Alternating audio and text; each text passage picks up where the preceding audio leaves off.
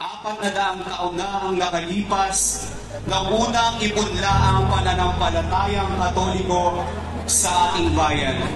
At saksi ang ating inang simbahan sa paglago at pagyabong ng pananampalatayang Kristiyano.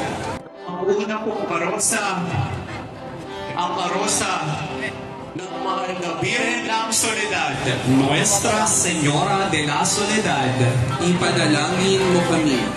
Ang mahal na Birhen ng Fatima ng Binakayan, na mas kilala sa kasalukuyan na tawag na Ima, ay dumating sa Binakayan bago magtapos ang taong 1966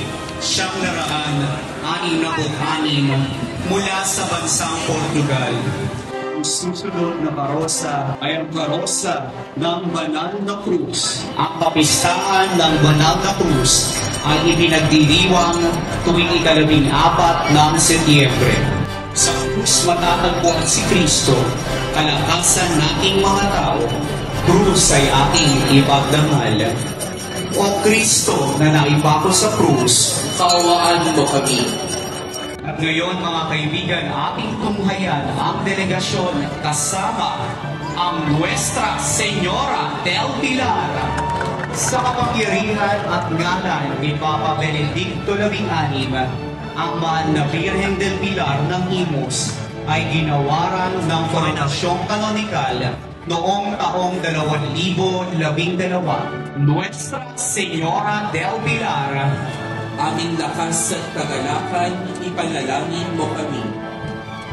ngayon po ay kapiling natin ngayon ang orihinal at mapag-imalang imahen ng Serapikong Ama ng Lungsod at Vicaryado, si San Francisco de Asis ng Malabon, o mas kilala sa tawag na Tata Kiko o Tata sa Karaniwan. San Francisco de Malabon, Ipanalangin mo kami. at ngayon mga kaibigan ay ating pong tunghayan ang karosa ni San Pedro Apostol. San Pedro Apostol, Ipanalangin mo kami.